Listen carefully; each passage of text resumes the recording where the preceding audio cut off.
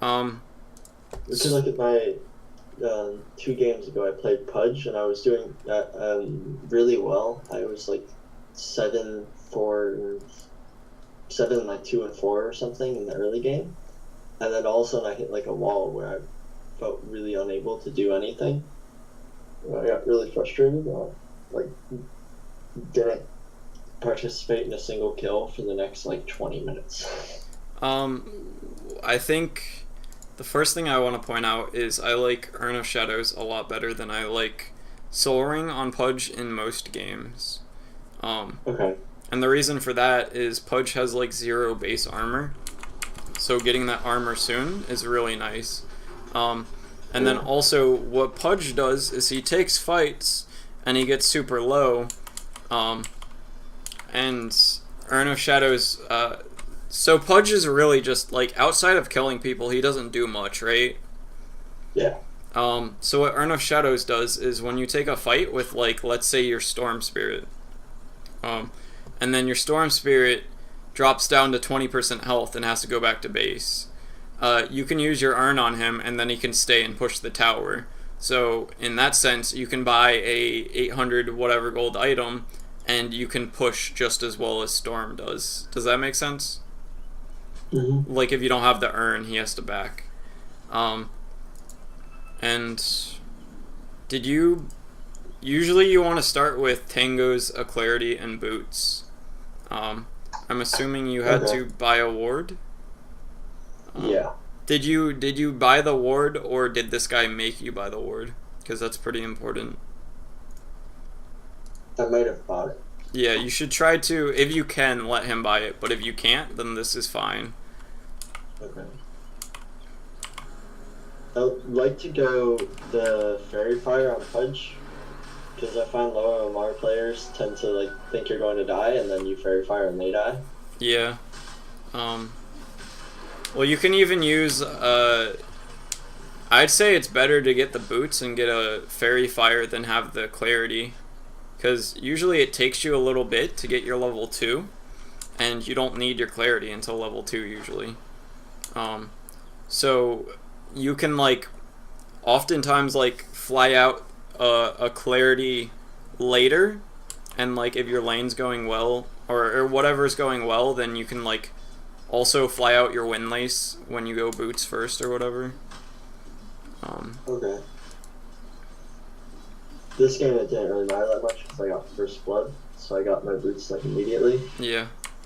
And here you should definitely be going mid or off lane or mid or safe lane, because like the creep wave is super pushed into their tower, and Axe just kind of like doesn't help too much in kills unless it's a very specific situation.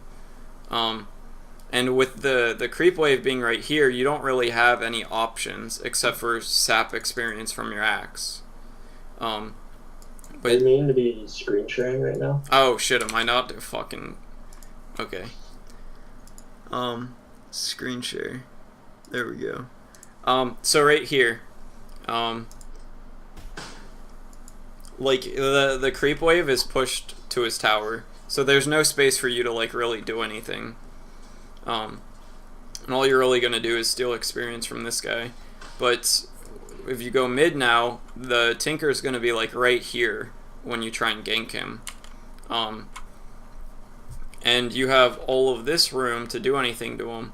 And Storm has his level 2, so he has pretty strong spells.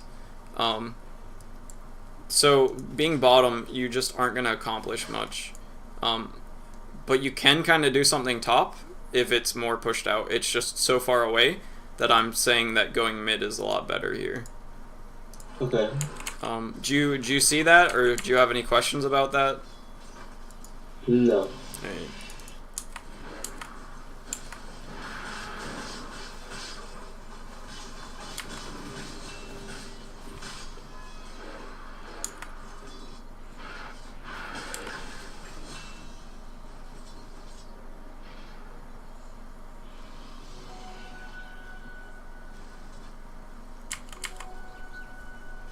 And right here, I'd be looking to go mid, because this creep wave's going to be under his tower, and then the next wave's also going to be close to his tower.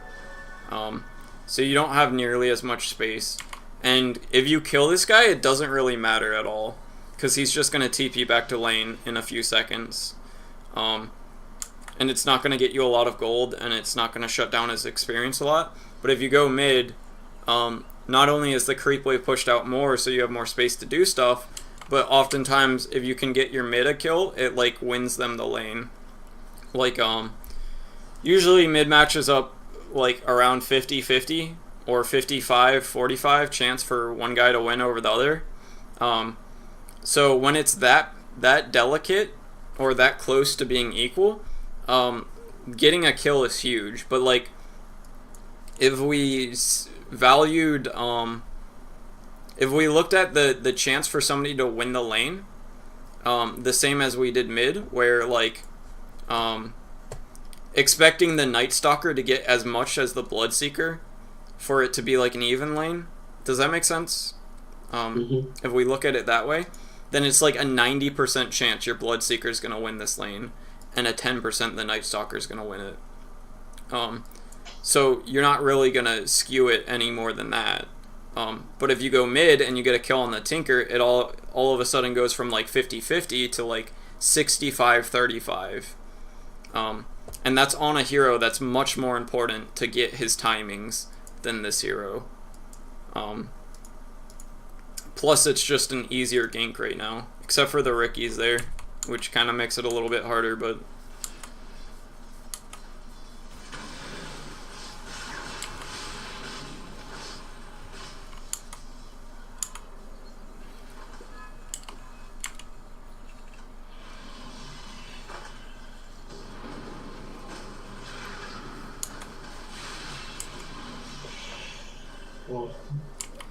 And that's just kind of like when the hook misses, the gank's over. Yeah, he walked in front of it. I was a little bit frustrated.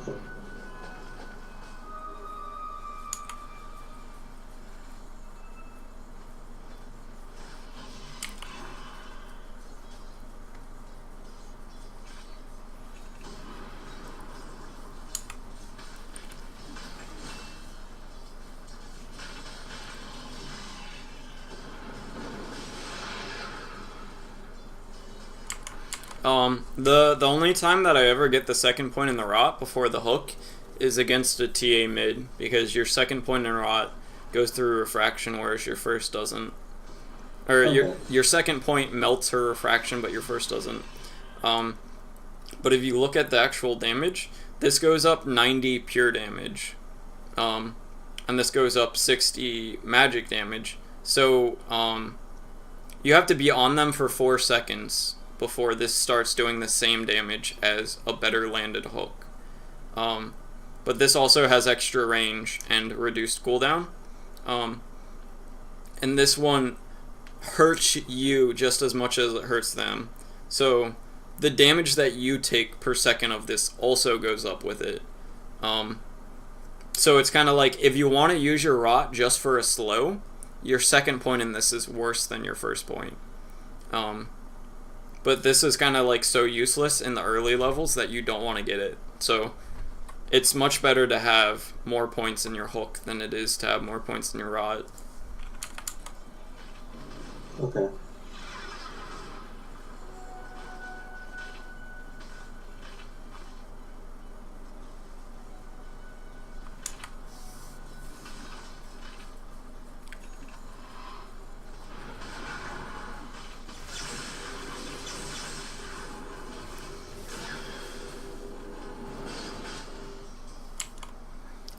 And another thing that I want to point out when you're playing position 4 is you need to think about what the enemy lanes are going to look like and how you can influence those lanes. And on top of that, you need to look at what their gameplay or their game plan and win conditions are going to be like. So when I see this lineup, I see Chaos Knight needs to have a good early game. But if he doesn't, then the Tinker's able to stall until the Chaos Knight has more items. But my Bloodseeker, if he can rupture the Chaos Knight, we're pretty good.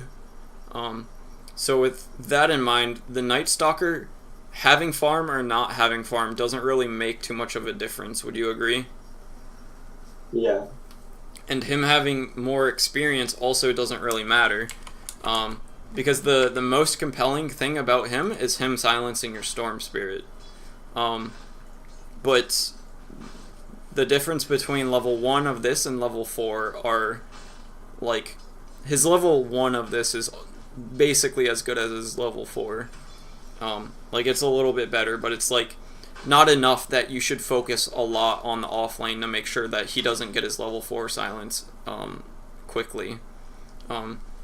So with that in consideration, you should think about mid and safe lane or off lane a lot more, but you don't have kill potential bottom because you only have an axe in that lane, and that's not a good lane to gank. So with that, I'd be like, I'm gonna focus a lot on mid, because not only is that a place that I can do stuff, but it's also a place that if I do stuff, it actually makes a huge impact on the game. Does that all make sense? Yeah. Yeah, like I had a game not recently, but it was last patch when Lich was broken as shit, and like all you have to do is pick Lich, deny your range creeps, and then pull this small camp, and you can do that like 7 times in 7 minutes, and you'll end up level 7, and your carry will be level 7, and the offlaner will be like level 3 or 4. So he was broken as fuck if you went to the safe lane.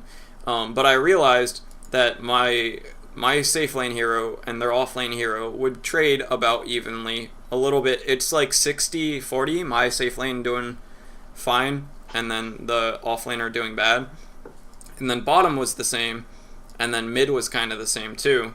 But in the mid lane, they had a Huskar and we had a Puck.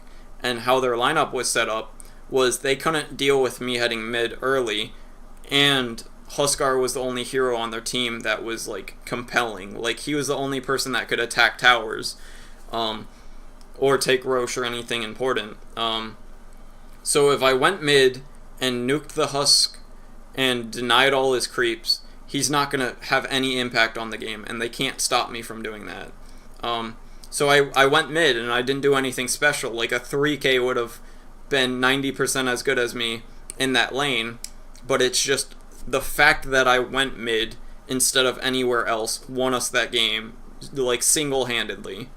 So it's being a good position 4 is a lot about thinking about what needs to be done and what you can actually do. Like, it'd be awesome if you could shut down this Chaos Knight, but you can't, so you just have to move on. And then it's like, you can shut down the Night Stalker, but that doesn't matter. So, like, maybe if they had, like, a Quap or a Puck mid, you would want to go top. But they have a Tinker mid, which is a hero that you can actually do stuff to. So you want to spend most of your time focusing on him. But then, if they have, like, if for some reason the Chaos Knight's super low and the CM TP'd top, or some shit like that, then of course you can go fuck with the Chaos Knight. Or if both of these guys are back at their towers and the Night Stalker's like all the way up here and he's a free kill, then go for it. It's just kind of like, you need to figure out that the Tinker is the main hero that you can do stuff against, and then play around that. And then if opportunities arise from there, then you can go on them. But it's kind of like 70% of the time I just want to be focusing on the Tinker. And then if there's a hugely compelling reason, like an Invis rune or some shit like that, then I can switch up the plan from there. Does that all make sense? Mm-hmm. Right. So like as a Pudge, when you sort of like sometimes stand there waiting for a hook, you do that mid this game? Yeah. I mean, there's a lot less waiting around because, like, if he's at his tower, I'm not gonna waste my time with him, even though he's the important one. But then I might see the Night Stalkers all the way up here, and I'm like, alright, well, I can probably go fuck with this guy, and then by the time I come back mid, it'll be pushed out. Probably. And that's kind of like, I oftentimes don't sit around in a lane for a minute as Pudge, because I look for these opportunities and I find them, and then I go for those, and then I can come back. So in the time that you sit mid for 3 minutes waiting for a hook on Tinker, I'll sit there for 20 seconds, see that the lane's pushed, go kill Night Stalker, and then come back, and then kill the Tinker too. Okay.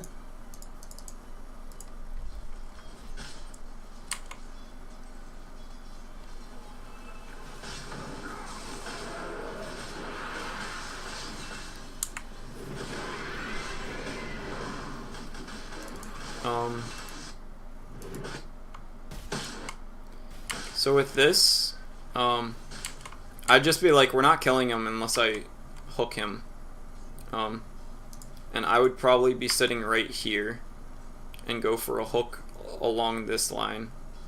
Or I wait for him to go for this last hit, and if he's going for it, then I hook him. Okay, so if I wait a little bit longer? Yeah. The main thing that I look for in hooks for Pudge is, here, let's see if this does it. Usually there's a, like if I'm on this team, and like if I'm on the Radiant, and I want to hook this this Bloodseeker, one thing that I look for is there's a gap between range creeps and melee creeps, and sometimes you can pick somebody off in the middle of it. Like usually this guy's like over here, and then there's like a gap right here, and you can usually hook pretty easily through there because people feel safe, but they're not. And then I also look for if somebody's going up for a last hit, like this creep right here, he's looking at it and he wants to go get it, but he can't really position like right here to get the last hit. At least not, it doesn't look like he's gonna do that to get the last hit, so he's probably gonna come around here and get the last hit. So what you can do is you can sit up like right here and then get the hook and then have the most range that he's out of tower and the most range to slow him, and you could have killed him here if you did that instead, I think. Okay. See, he's looking to go up on him, so if you're here and then you just know that if he's going for the last hit, he has to go on this exact line with how much health this creep. If he's going any other way, he's not going to get there in time. So you can just throw a hook along that path, and then most likely catch him. And then you're not taking 3, 4 tower hits, 5, and then you get the kill on him.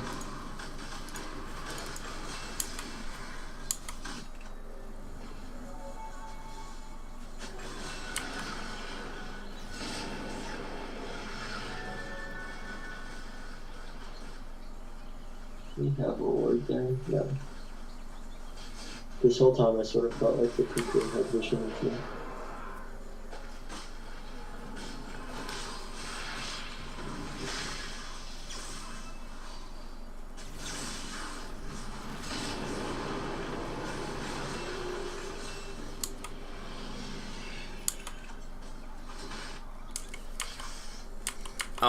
So here, oh, I guess the Rubik's a lot ahead of you.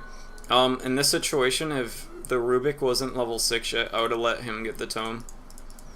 Cause I normally check what level people are at. yeah.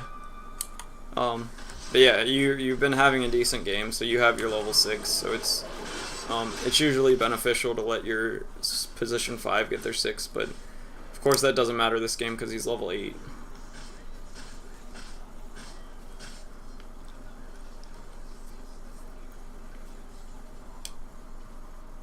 This is sort of the point where I hit it, like, I didn't buy an item for the next, like, 10 minutes.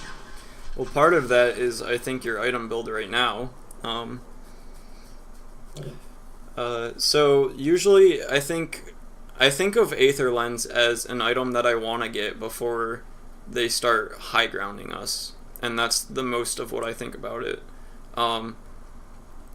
The only other times that I consider getting it early is if we have an OD, because he not only has a guaranteed hook from wherever, and having that hook, like, if you can hook somebody from, like, here instead of here out of an OD in prison, that's pretty huge. And then also the 400 mana makes it so, 450 mana, makes it so you're a lot less likely to run out of mana, because you can proc off of the OD's aura.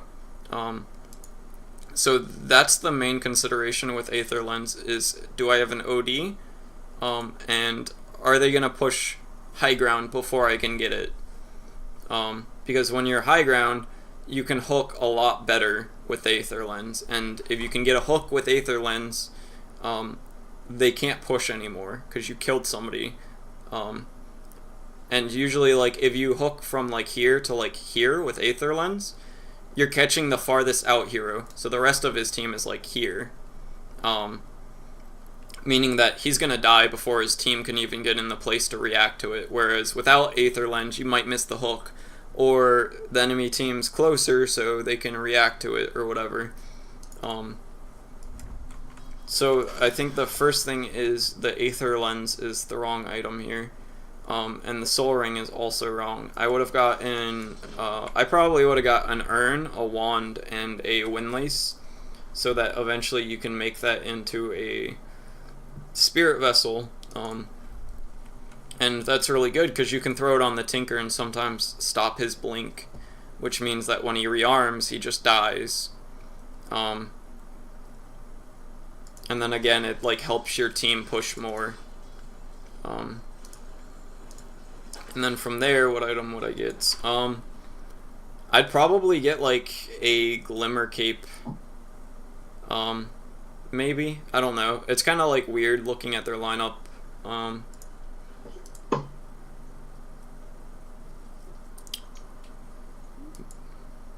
I'd probably get a Force Staff actually.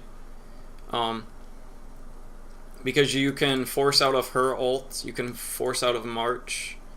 If this guy grabs like your Axe or Bloodseeker, you can force them out. You can force out of this guy's smoke screen. And there's not really any other items that have like a compelling reason to build them. That's like a good build up also. Okay.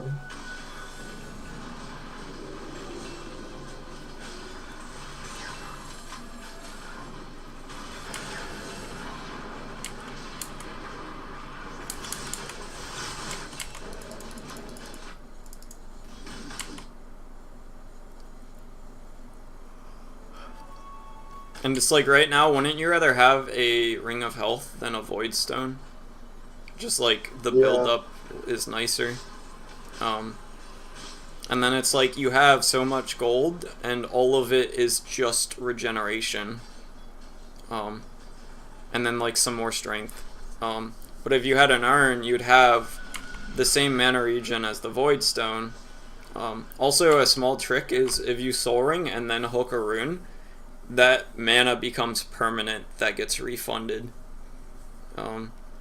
So if you're at 0 mana, you Soul Ring and then you hook a rune, and then Soul Ring buff falls off, you end up with 140 mana.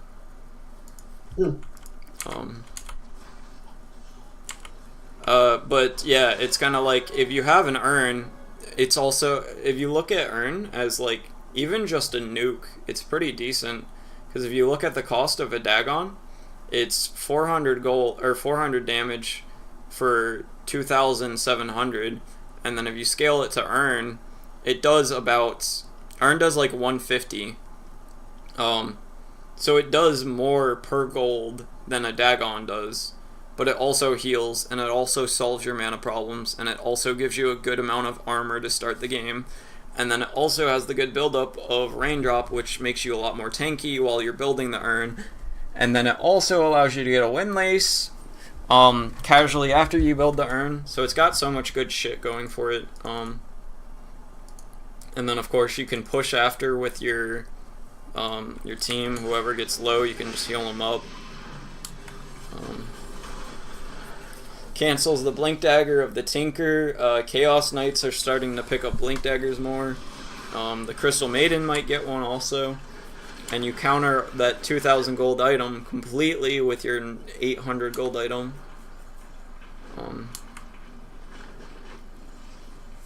So yeah, I think this replace seems pretty spent, because at this point it's sort of just as me dying repeatedly to rookie. Yeah, it's just the build and everything's, and the lane priority's gone so far off that like most of the problems that you're gonna run into from here on out would be you didn't build correctly or go to the right lanes. So what other replay did you want to go over? Like the last 3 days I've been doing well, so it would be one before those. So we'd have to load more. But I was playing a lot of, I don't quite remember all these games. And I think the replays, like, I think this Bane and anything later is going to be expired. So it has to be from here up. Oh, really? And if you want, if you don't think there's any compelling ones, we can cut it here. Because you have I don't think there is. You have an hour and 15 minutes left. So if we do any later, then we won't really have much time for another session. So we could just cut it here. Sure. Alright. Alright. I'll stop recording then, and then I'll put this up on YouTube, and it should be up in not too long.